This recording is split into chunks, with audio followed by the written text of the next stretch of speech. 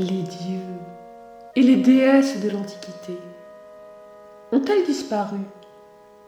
Sont-elles condamnées à ne plus exister que sous forme de souvenirs dans les musées? Il existe un endroit en Bretagne où se trouve un sanctuaire entièrement dédié à la déesse de l'amour antique, Vénus. Êtes-vous prêt à explorer un tel endroit?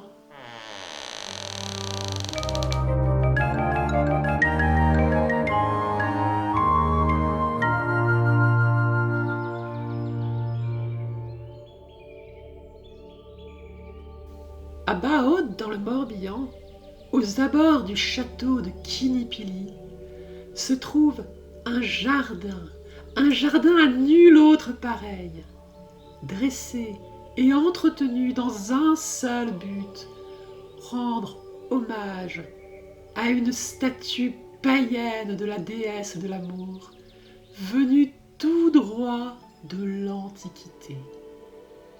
Nous sommes ici, dans un authentique sanctuaire, un lieu de pèlerinage destiné à une déesse païenne encore vénérée aujourd'hui, la Vénus de Kinipili.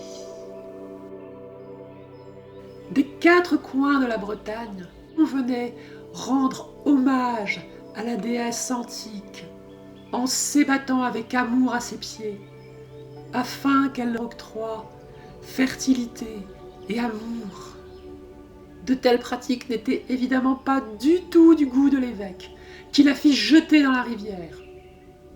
Les autochtones, bien sûr, sauvèrent la déesse des eaux et recommencèrent leur rite.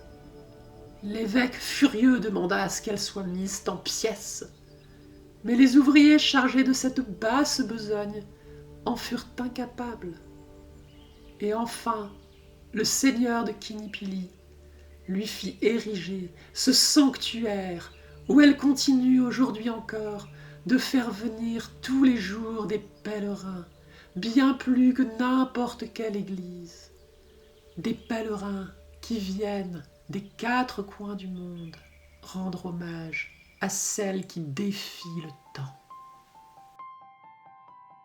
Juste derrière la déesse se trouve un tout petit cromlech, idéal pour les druides et sorcières qui viennent s'imprégner des énergies de l'amour. Cette construction cependant est récente. L'endroit, historiquement, était un bassin d'où s'écoulait l'eau d'une fontaine. La chose ne doit pas nous étonner.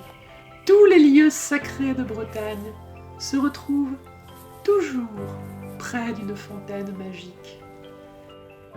Et cette fois encore, la règle devait se vérifier. On l'a vu, hélas, le bassin est vide, plus aucune eau ne s'écoule de la source, qui a été tarie par l'ouverture d'une carrière en amont du château de Kinipili. Quant à la fontaine, le saint qui y présidait a été volé.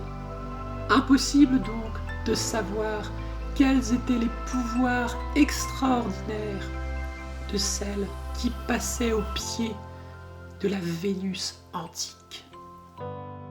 Là où s'écoulait l'eau magique, se dresse désormais un petit menhir, ce qui en fait un lieu idéal pour sorciers et sorcières, ou pour les corrigans locaux qui souhaiteraient venir danser.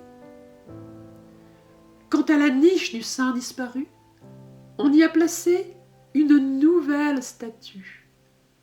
Une statue de Saint Michel, le bras armé de Dieu terrassant le mal.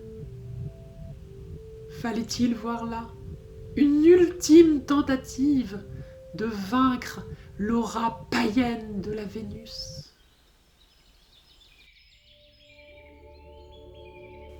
Il était difficile de ridiculiser davantage Saint Michel. Dans la présence de cette statue récente ne pèse pas plus qu'une plume comparée à la puissance et à la magie de la statue multimillénaire qui emplit le jardin de son amour. Et la déesse ne se contente pas d'offrir un sanctuaire à ciel ouvert aux sorcières et druidesses modernes. Elle réalise aussi des miracles pour tous ceux et toutes celles qui ont l'indécence de venir l'honorer de la plus amoureuse des façons. Mon ami et moi, avons-nous honoré la déesse selon les rites païens? Bien entendu. Le miracle attendu a-t-il eu lieu? Évidemment. C'est difficile aujourd'hui d'appréhender la puissance magique de ces antiques divinités. Mais les pouvoirs de la Vénus de Kinnipili sont bien réels.